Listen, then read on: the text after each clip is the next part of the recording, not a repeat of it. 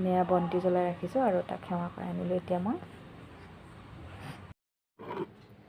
Hello' everyone, কি খবৰ আপোনালোকৰ? আজি ভিডিঅ'টো সন্ধিয়া গাখীৰ কাপেৰে আৰম্ভ কৰিছোঁ। গাখীৰ খাবলৈ লৈছোঁ এতিয়া। ল'ৰা আছিলে শুই, মই গাখীৰ গৰম কৰিবলৈ গৈছিলোঁ। ল'ৰাই মানে টোপনিতে, মাজতে কৈছিলোঁ নহয় আগৰ ভিডিঅ'ত যে টোপনিতে ভয় খাই উঠে। টোপনিতে সেই ভয় খাই পেলাই এনেকুৱা কান্দিছে, মই সেইপিনে গাখীৰ এৰি ওচৰ পাইছোঁহি, তথাপিও জিদ কৰিব পৰা নাই। আকৌ তাৰ ওচৰলৈ আহোঁতে সেইপিনে গাখীৰ পৰি গ'ল মোৰ। তো যি কি নহওক, মেইন কথাখিনিলৈ আহোঁ। আজি মই আপোনালোকৰ সৈতে এটা কথা শ্বেয়াৰ কৰিব বিচাৰোঁ। আপোনালোক যিসকল প্ৰেগনেণ্ট হৈ আছে বৰ্তমান, মোৰ নিজৰ এক্সপিৰিয়েঞ্চৰ পিনৰ পৰা এটা বস্তু আপোনালোকৰ সৈতে শ্বেয়াৰ কৰি থ'ব বিচাৰোঁ। প্ৰেগনেঞ্চিৰ সময়ত মানে কি বহুতৰে এইটো সমস্যা থাকে, মানে পেটটো খজুৱাই। মানুহে কয় যে যেতিয়া বেবীটোৰ চুলি হয়, চুলিৰ কাৰণে পেটটো খজুৱাই বুলি কয়। চ' সেই মানে যেতিয়া পেটটো খজুৱাই ন, তেতিয়া মানে খজুৱালেতো খজুৱাবই লাগিব, কিন্তু মানে যেতিয়া খজুৱাই তেতিয়া মানে নাৰিকল তেল সানি ৰাখিব লাগে। তেতিয়া মানে হেৰি নহয়, পেটৰ যোনটো চিয়াচি চিন বহি যায় বেবী জন্ম হোৱাৰ পিছত, সেইটো নৰখে। মোৰ ক্ষেত্ৰতো হৈছিলে, সেয়েহে মই যিহেতু প্ৰমাণ পালোঁ, ভাবিলোঁ আপোনালোকৰ সৈতেও শ্বেয়াৰ কৰি ৰাখোঁ। মই যেতিয়া প্ৰেগনেণ্ট আছিলোঁ, মোৰো পেটটো খজুৱাইছিলে। খজুৱা টাইমত মই কি কৰোঁ, নাৰিকল তেল সানি ৰাখোঁ পেটত। তেতিয়া নাৰিকল তেল সানি ৰাখিলে কি হয়, পেটত যোনটো আমাৰ নখৰ চিন সেইটো নৰখে, ৰিম'ভ হৈ যায়। মই পেৰাচুট কক'নাট অইল তেলটো লগাইছিলোঁ। সেই তেলটো মই চব ক্ষেত্ৰতে বহুত বিশ্বাস কৰোঁ। যেনেকৈ মোক যদি গৰম দিনত কোষবোৰ ডাকে, তেতিয়াও মই নাৰিকল তেল লগাওঁ, বা ক'ৰবাত যদি খজুৱাই তেতিয়াও মই নাৰিকল তেল লগাওঁ। সেই নাৰিকল তেলটো মই বহুত প্ৰমাণ পাওঁ। সেইটো কাৰণে মই কাৰো মুখৰ পৰা শুনা নাছিলোঁ, কিন্তু মই নিজেই পেটটো যেতিয়া খজুৱালেতো খজুৱাব লাগিব, কাৰণ খজুৱা সময়ত আপোনালোকে নখজুৱা বুলি থাকিব নোৱাৰিব, ইমানেই বেছি খজুতি হয়। গতিকে খজুৱাবই লাগিব, কিন্তু যাতে আমাৰ দাগটো নৰখে, দাগটো নৰখাৰ কাৰণে মই নাৰিকল তেল সানি ৰাখিছিলোঁ। আৰু এতিয়া মোৰ পেটত একেবাৰে অলপো দাগ নাই, পূৰা ক্লিন পেটটো। সেয়েহে মই যিহেতু প্ৰমাণ পালোঁ, আপোনালোকৰ সৈতেও কথাটো শ্বেয়াৰ কৰি ৰাখিলোঁ। কাৰণ বহুত মহিলাৰ ক্ষেত্ৰত দেখোঁ, মানে পেটটো বেবী জন্ম হোৱাৰ পিছত চিয়াচি দাগটো ৰখি যায়, খজুৱা দাগটো। আৰু আমাৰ মহিলাসকলৰ কি হয়, যেতিয়া আমি চাদৰ মেখেলা পিন্ধো, পেটটো ওলাই থাকিলে সেই দাগবোৰ দেখি থাকিলে ভাল নালাগে, নহয়নে বাৰু? গতিকে সেই দাগটো নৰখিবলৈ আপোনালোকে পেৰাচুট কক'নাট অইল তেলটো খজুৱা সময়ত পেটত সানি দিব, তেতিয়া দাগটো নৰখে। সেইটো মই প্ৰমাণ পাইছোঁ, সেয়েহে আপোনালোকৰ সৈতেও শ্বেয়াৰ কৰি ৰাখিলোঁ।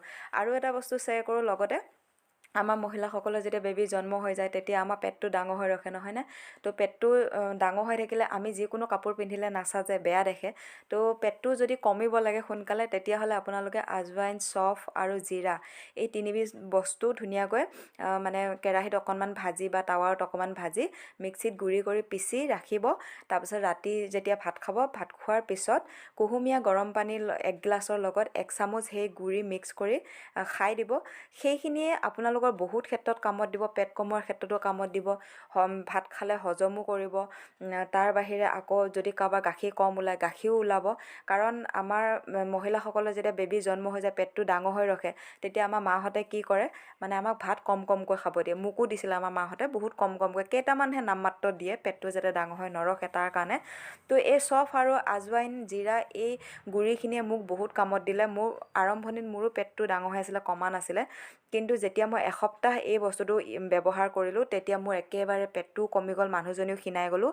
মই পূৰা প্ৰমাণ পাইছোঁ। আৰু মোৰ গাখীৰো হৈছিলে, তাৰ বাহিৰে হজমো হৈছে, গেছটো নাইকিয়া হয়। ৰাতিপুৱা খাব পাৰে, কিন্তু ৰাতিপুৱা খোৱাতকৈ মানে কি ৰাতি ভাত খোৱাৰ পিছত খালে বেছি কামত দিয়ে।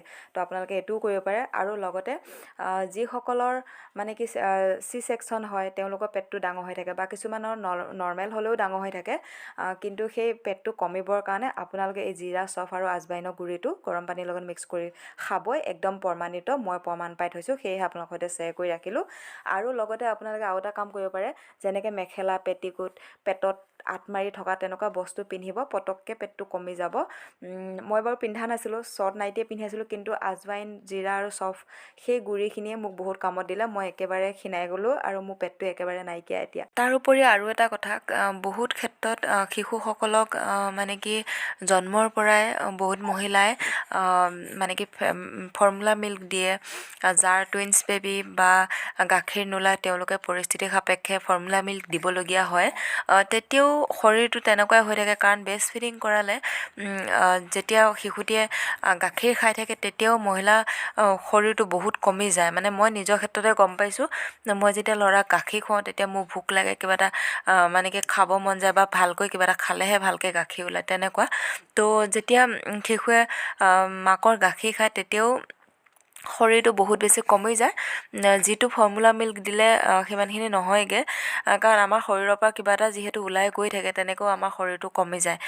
সেইটো ব্ৰেষ্ট ফিডিং কৰালেও মানে ক্ষীণোৱাৰ ক্ষেত্ৰত বা পেট কমোৱাৰ ক্ষেত্ৰত বহুতখিনি সহায় কৰে। ব্ৰেষ্ট ফিডিং কৰা মাকসকলকো বহুতখিনি সহায় কৰে, যি কি ফৰ্মুলা মিল্ক দিলে সিমানখিনি নহয়গৈ। ফৰ্মুলা মিল্ক বাৰু মানুহে জানি বুজি নিদিয়ে বা পৰিস্থিতি সাপেক্ষে দিবলগীয়া হয়। কাৰোবাৰ টুইনছ বেবী থাকিলেতো দিবই লাগিব, সিমানখিনি গাখীৰ কভাৰ নকৰে যিহেতু, বা কাৰোবাৰ গাখীৰ নোলালেতো দিবই লাগিব, সেইটো কথা। তো মই আজিলৈকে মোৰ ল'ৰাক একো খুওৱা নাই, মোৰ গাখীৰে খাই, বাকী গাখীৰ বাহিৰে একো খুওৱা নাই। সি এতিয়া 6 মাহত সোমাল। আমি মামায়েকৰ ঘৰত যাম, তেতিয়াহে হোমমেড চেৰেলেক্স খোৱা আৰম্ভ কৰিম। কি খোৱা আপোনালোকৰ সৈতে শ্বেয়াৰ কৰিম। আজি ভিডিঅ'টো ইমানখিনি, বাই। যিসকলে চেনেলটো ছাবস্ক্ৰাইব কৰা নাই ছাবস্ক্ৰাইব কৰি দিব, বাই।